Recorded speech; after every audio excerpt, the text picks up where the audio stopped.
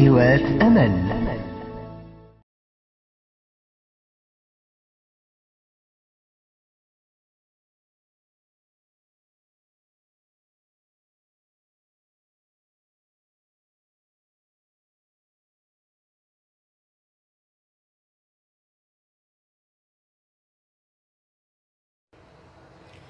السلام عليكم، مرحبا بكم معايا في الوصفه ديال اليوم. ان شاء الله غادي نقترح لكم الدجاج مقرمش اولا الدجاج كينطاكي. كيجي بحال ديال اللي كيتباع في المحلات، كيجي لذيذ بزاف. كنتمنى ان شاء الله ان الوصفه ديال اليوم تعجبكم. هاد الوصفه هذه طلبتها مني واحد الاخت، وكنتمنى ان شاء الله انها تشوف الفيديو وتجرب الوصفه ان شاء الله وتعجبها. انا هنا رافقته بالفريت، نتوما ترافقوا باللي بغيتو، وكذلك عندي الكيتشوب، الصلصه كديروا اي صلصه بغيتوها. كنتمنى ان شاء الله ان الوصفه ديال اليوم تعجبكم ونخليكم باش تعرفوا على المقادير وطريقه التحضير. بسم الله. غادي نحتاجو هنايا عندي الدجاج، هنا عندي هادو الفخوده، جنوحات عفوا، والفخوده اللي خليتهم بالجلد ديالهم. كنغسلوهم مزيان بالماء وعفوا بالحامض والخل مزيان والملحه باش كتحيد منهم ديك الزفوريه ديالهم. وبالنسبه للتوابل عندي هنايا الملحه، عندي البزار، غنحتاجو سكينجبير، عندي الخرقوم والتحميره تي غادي نحتاجوها. عندي هنا واحد ياغورت طبيعي اللي ممكن انكم تعوضوه بالحليب، واحد ربع كاس اولا نص كاس ديال الحليب. غادي نحتاجو بطبيعه الحال الدقيق. عندي هنايا نشا الذره، عندي واحد معلقه كبيره. وغادي نحتاجو الثومه، جوج ريوس ديال الثومه اللي خديتهم حكيتهم. ممكن انكم نتوما تعوضوهم بالثومه وغبره اللي عندكم، ما عندكمش كتستعملوا الثومه عاديه. وغادي نحتاجو عصير ديال نص حامضه. عندي هنايا لاموطال، غادي نحتاج حتى هو فيه معلقه كبيره. وعندي جوج بيضات. بالنسبه للبيض ممكن انني نستعملهم كاملين اولا نستعمل غير وحده، المهم على حساب الكميه اللي غادي تكفيني. وبالنسبه للدجاج ملاحظه، ممكن انكم تاخذوه من بعد ما تغسلوه وتاخذوه وديروه في شويه ديال الحليب، او المهم الكميه اللي غادي تكفيكم ديال الحليب تغطى الدجاج كامل وتخليوه يرقاد، لان ديك الطريقه كيجي به الدجاج طري شويه، يعني كيدخلوا الطياب مزيان. انا هنا مازال غادي نتكو بالموس باش يدخلوا ليا طياب، واخا يعني ما درتوش في الحليب. نتوما هذاك كيبقى فقط اقتراح الا بغيتو نتوما ديروا. غنبداو بسم الله في الطريقه. غادي ندير هنايا في الاناء اللي غادي نخلط فيه ولا اللي غادي نرقد فيه الدجاج ديالي، غادي ندير دانون،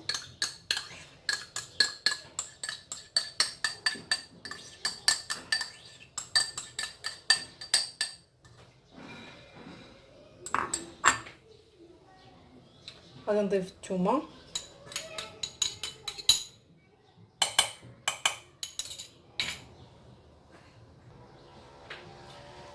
وغادي نبدا نضيف التوابل. عندي الخرقوم، غادي نضيف واحد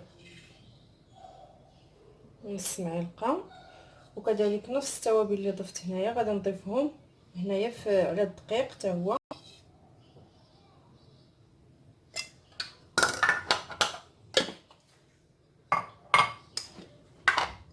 غادي نضيف البزار،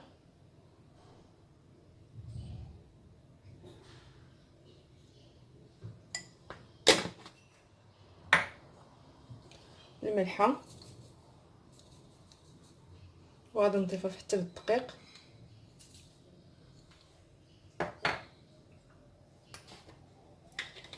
غادي نضيف سكينجبير،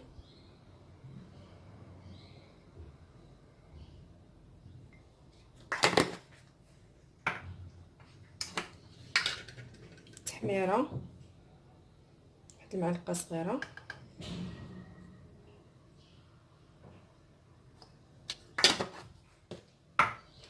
غادي نضيف هذا الموطارد واحد المعلقه كبيره.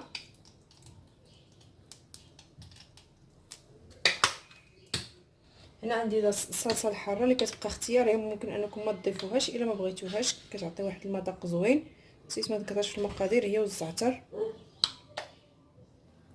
غادي نضيف هنايا عندي الزعتر اللي نسيت هو ما ذكرتوش في المقادير. ممكن انكم ديروا اي اعشاب منسمه عندكم، كيكونوا فيهم بزاف ديال الاعشاب مخلطه. انا هنا ضفت الزعتر حتى هو كيعطي مذاق زوين. كنحكو هكايا، وغادي نضيف عصير ديال نصف حامضه،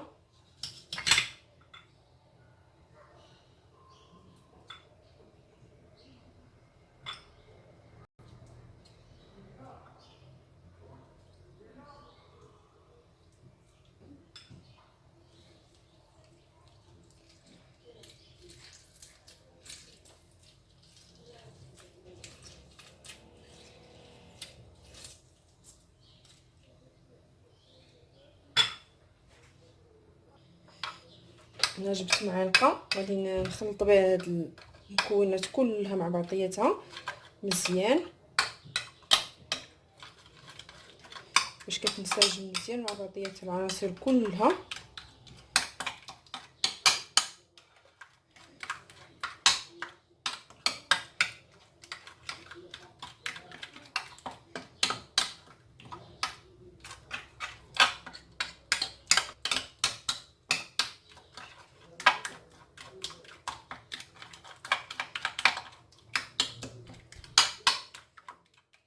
التوابل ديالي مزيان، كنجيب الدجاج وكنبدا نتك فيه بهذا الشكل هذا بالموس باش يدخل لينا الطياب مزيان.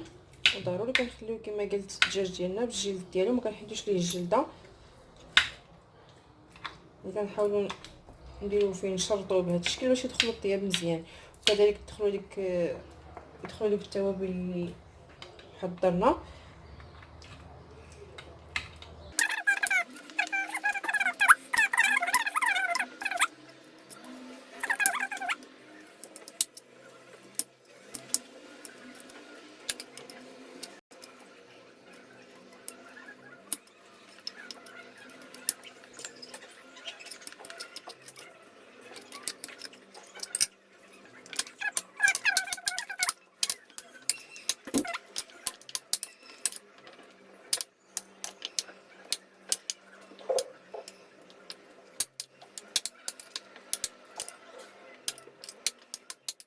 الدجاج ديالي مزيان دخلت فيه دوك التوابل، غادي نجيب هذا بابي كويسون وغادي عفوا ماشي هو بابي كويسون، غادي ندير هذا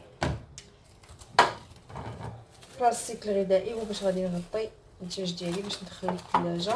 ممكن تغطيوه باي حاجه، مشات ليا كاع الهضره هربات. صافي غادي نغطيه مزيان وغادي ندخلو للثلاجه باش كنخليوه يرقد مده طويله. المهم ما قدرتوا انكم تخليوه يرقد كيكون حسن، انا غادي نرقدو على حسب الوقت اللي عندي، وغادي من بعد ان شاء الله نكملوا في الطياب، يعني غنكملوا في الطريقه عفوا. غادي نديرو في الثلاجه باش ما يحمضش لينا. المهم ضروري نخليوه في الثلاجه.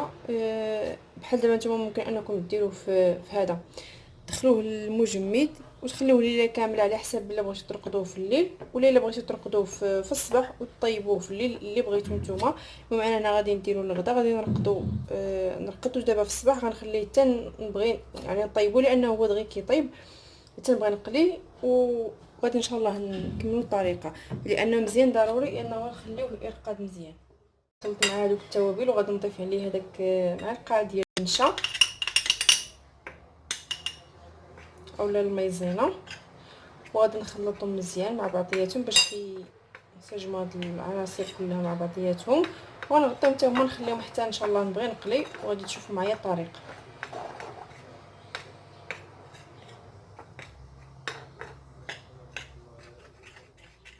الدجاج ديالي طرقت مزيان ودابا غادي نبدا باش نقلي فيه. بسم الله. اول حاجه غادي نهرس البيض، غندير غير بيضه وحده حتى تخصني، وغادي نزيد الثانيه ندير معها شويه الملحه،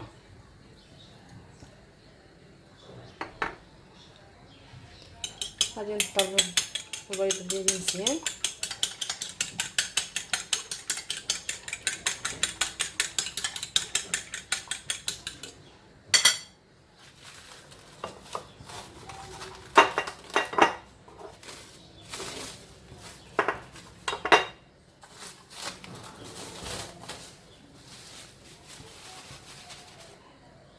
غادي نجيب الدجاج ديالي غادي ندوزو في الدقيق هو الاول، وفي هذا الاثناء راني دايره الزيت ديالي كيسخن، يعني ما مجهدش العافيه، دايره الزيت كيسخن وناقصه العافيه ما مجهداهاش.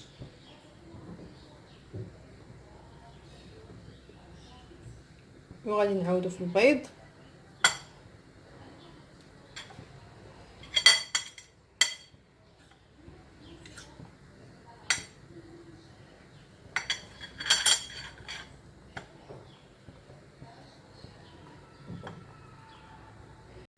وغنعاودو في الدقيق بهذا الشكل.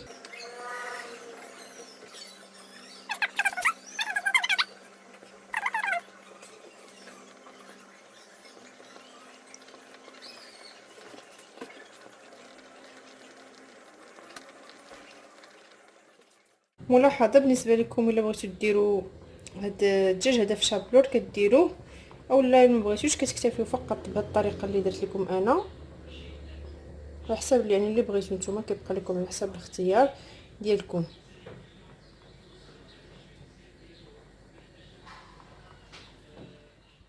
سخنت ليا الزيت، ما سخنتش الزيت بزاف، يعني سخنت غير واحد شويه ونقصت العافيه باش ما تحرقش ليا الدجاج ديالي. الا درتو تقلى غادي نبدا نضيف الدجاج ديالي بسم الله.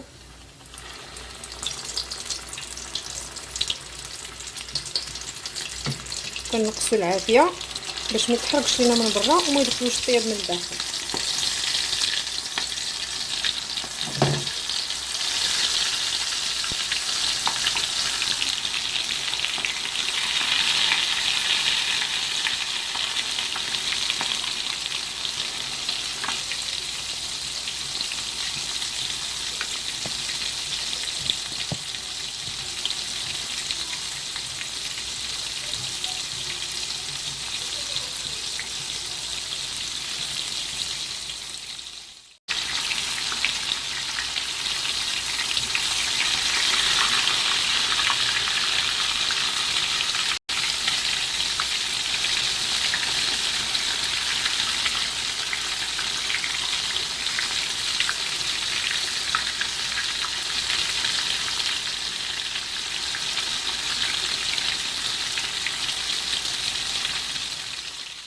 وكنديرو فرح نشف باش كيتحيد من داك الزيت.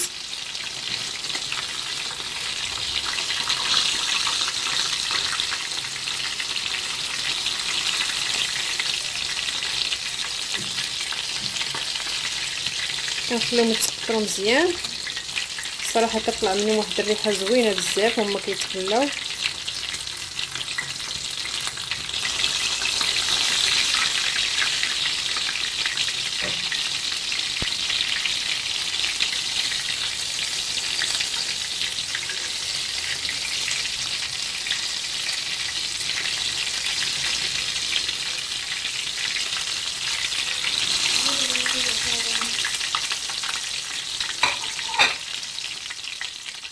هو الشكل النهائي ديال الطبق ديالي من بعد ما كيكون الدجاج ديالي طاب، وكنرافقوه هنايا بالفريت والكيتشوب اولا الصلصه اللي كتبغيوها.